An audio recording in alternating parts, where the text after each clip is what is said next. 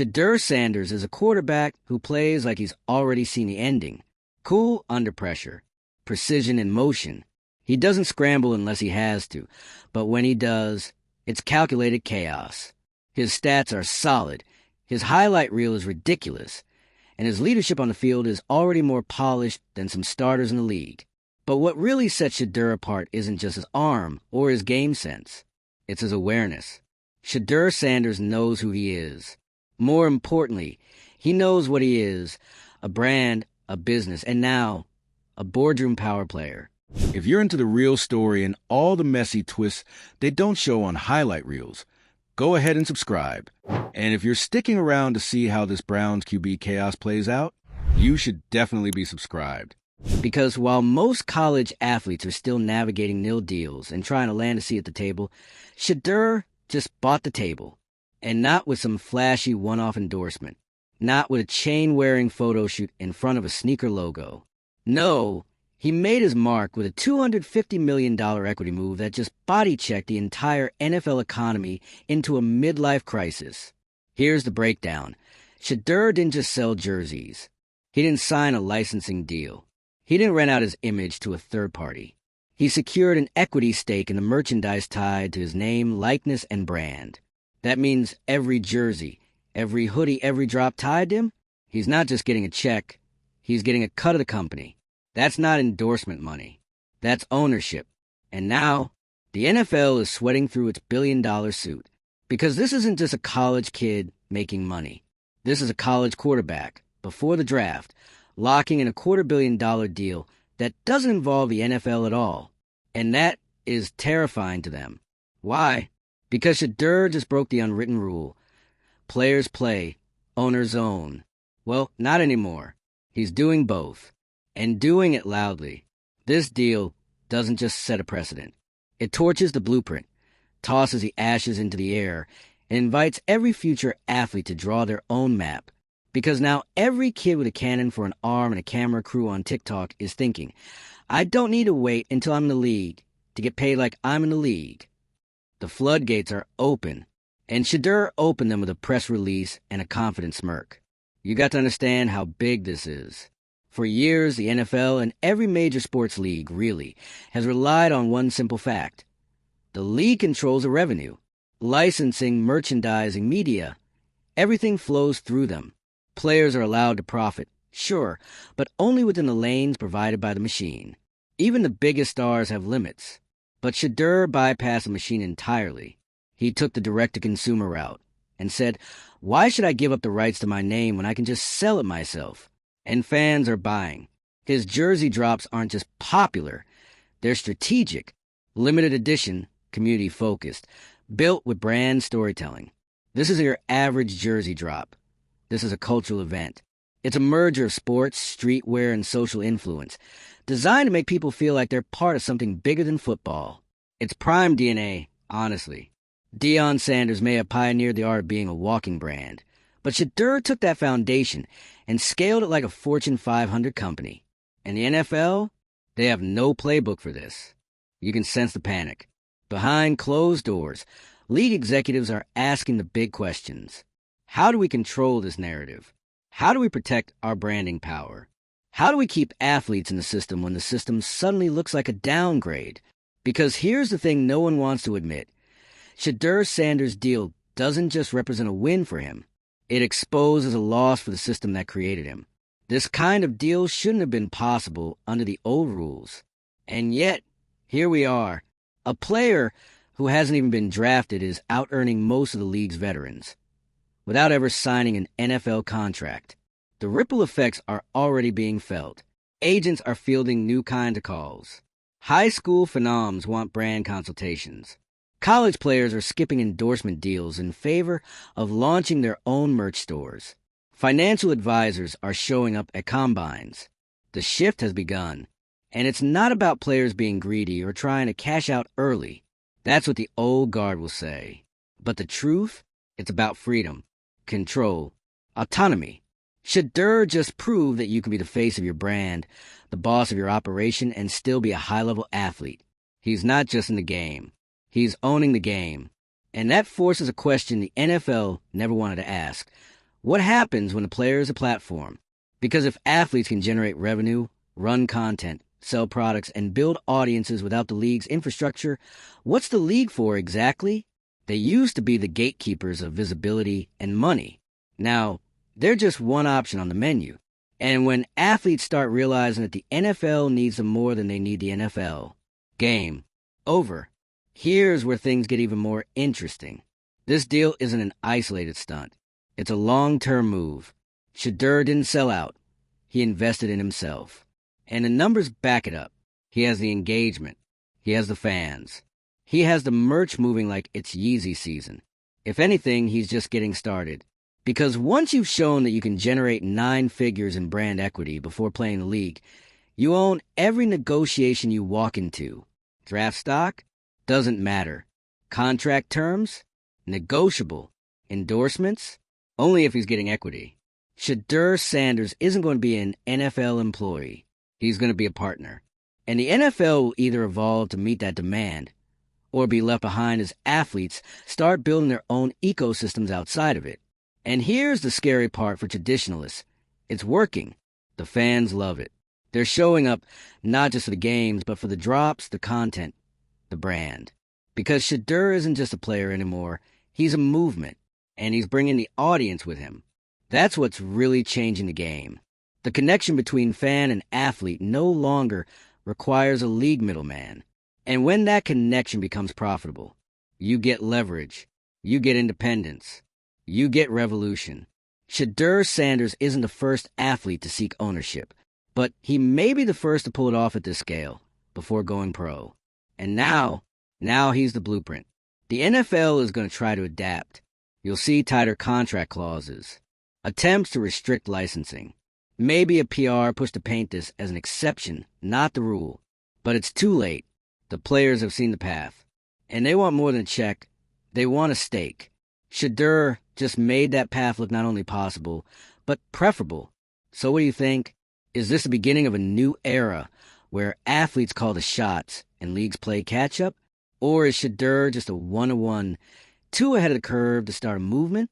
Let's talk about it. Drop your thoughts in the comments. And if you're here for the chaos, the power plays, and the billion-dollar system shakeups, go ahead and subscribe, because this is no longer just sports. This is a takeover in cleats. See, the Shedeur Sanders deal wasn't just a power move. It was a line in the sand. And on one side, you got the NFL rigid, powerful, calling shots. On the other side, a new generation of athletes who just watched Shedeur walk straight past the front door of the empire and set up shop right across the street. And now, they're lining up to do the same. This isn't just about merchandise anymore. This is about the entire model of what it means to be a pro athlete. And Shedeur didn't just bend the rules. He redefined the rule book. The NFL's long-standing tradition of treating players like assets is suddenly looking, well, outdated. Like rotary phone outdated. Because let's be honest, the league is built on a certain hierarchy. At the top, owners, executives, corporate sponsors. Somewhere in the middle, media networks, team staff, marketing departments. And at the bottom, the players. You know, the ones putting their bodies on the line. The ones actually playing the game. Shedeur just flipped that entire triangle upside down. And now the league's looking at the pieces like, wait, how did we lose control of this? Let's take a step back and really look at the strategy. What Shedeur did was identify the cracks in the NFL's business model, the reliance on licensing, the dependence on centralized branding, the assumption that players would always need the league to monetize themselves. And he said, I don't. He leveraged his own platform, his own story, his own image, and made the kind of deal that athletes used to only dream about post-retirement. The kind that came with years of endorsements, media training, agency-backed negotiations. Shedeur pulled it off in college, and not by playing safe. He took a risk. He bet on himself. He knew his value and wasn't willing to let anyone else define it for him. And that mindset, that's contagious. Because now, young athletes aren't asking, how do I get drafted? They're asking, how do I monetize my identity? You're going to see high school players with business managers. Nil deals structured like startup investments. Personal logos dropping before scholarship offers. This isn't theory. This is now. And it's leaving the NFL stuck in the past, trying to push 20th century rules in a 21st century game. Let's not forget the optics. The NFL, despite all its polish and prestige, has long struggled with power dynamics. Players have fought for fair treatment in contract negotiations, for better health coverage, for freedom of expression, for respect. And now here comes Shedeur, young, black, media-savvy, unapologetically confident, making a $250 million move on his own terms. That terrifies them, not just because he's bypassing their system, but because he's winning while doing it. If Shedeur had tried and failed, they would have written him off. Arrogant, naive, another cautionary tale. But he didn't fail. He thrived. And now the league has to reckon with the fact that its next generation of talent might not see the NFL as the mountaintop, but as a negotiating table. A table they plan to own. This is where things start to get messy, because you better believe the NFL is going to fight back. Quietly at first, you'll hear phrases like protecting the integrity of the game or ensuring team cohesion. Translation? We're trying to stop players from building empires without cutting us in. They'll start floating contract language that limits external branding. Maybe implement policies that restrict independent merch sales. Probably try to tie jersey rights back into centralized licensing deals. But guess what? That genie is not going back in the bottle. The fans see it now. They're buying directly from the athletes. They're tuning into YouTube documentaries, not just Sunday Night Football. They're following player-driven storylines, not league-manufactured narratives. And when the fans follow the players, that's checkmate, because they are the currency, not the league, not the brand deals, not the 30-second commercials. The fans. And Shedeur understands this better than anyone. He's not just selling jerseys. He's selling connection. The idea that you're buying into a movement, that you're part of something disruptive, that you're rooting for the quarterback who said no thanks to the old playbook and built his own franchise from scratch. It's modern, it's magnetic, and it's making the NFL look like the blockbuster of athlete economics. The real kicker? Shedeur is just getting started. He's going to enter the league already ahead of the game, already wealthy, already empowered, already surrounded by a team that understands how to build value from the inside out. And he's going to walk into those draft meetings with a smile that says, "You need me more than I need you." That's not arrogance. That's leverage. And it's what every athlete has been chasing for decades. Think about the old path. Grind through high school, get to college, hope for a few sponsorships, pray for a draft spot. Then maybe, eventually, if you're lucky, you get to shape your brand. Shedeur reversed that. He built the brand first. And now, the league is going to have to earn a seat at his table. And the fans? They're here for it. Because they're tired of seeing their favorite players get exploited. Tired of billion-dollar teams crying poor when it comes time to pay. Tired of jerseys being sold for $130, while the player who wears it gets pennies. Shedeur's deal feels right to the people who matter most. The consumers. And that's what makes this different. This isn't just a good business move. It's a cultural shift backed by public sentiment. The fans are saying, yeah, get your bag. Own your name. Make them respect your value. That's not something the league can regulate. That's energy. That's momentum. And once you have that, you don't need permission. You don't need validation. You just keep building. So here we are. The NFL rattled. The players watching. The agents strategizing. The fans cheering. And Shedeur? Still calm. Still calculated. Still 3 moves ahead. Because this isn't about just one player making history. This is about rewriting the future. The NFL's monopoly on athlete identity is broken. And now the floodgates are wide open. If the NFL thought this was going to blow over, they've seriously underestimated what just happened. Let's be clear. This isn't a headline. It's a shift in gravity. Shedeur didn't just rock the boat. He picked it up and threw it into the ocean. And now the rest of the sports world is left treading water, trying to figure out how to swim in the new current he created. Think of the NFL as this towering empire built on structure, draft order, salary caps, endorsement hierarchies, licensing deals that funnel money from jersey sales into the pocket of owners and corporations before a player sees a dime. It's been the way for decades. Untouched, unchallenged, safe. Enter Shedeur. One deal, one stroke of the pen. And suddenly the foundation doesn't feel so solid anymore.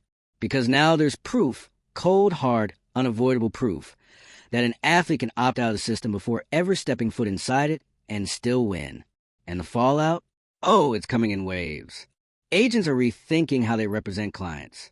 Front offices are reviewing clauses in contracts they use to rubber stamp. Teams are asking whether they'll be drafting players or negotiating with brands.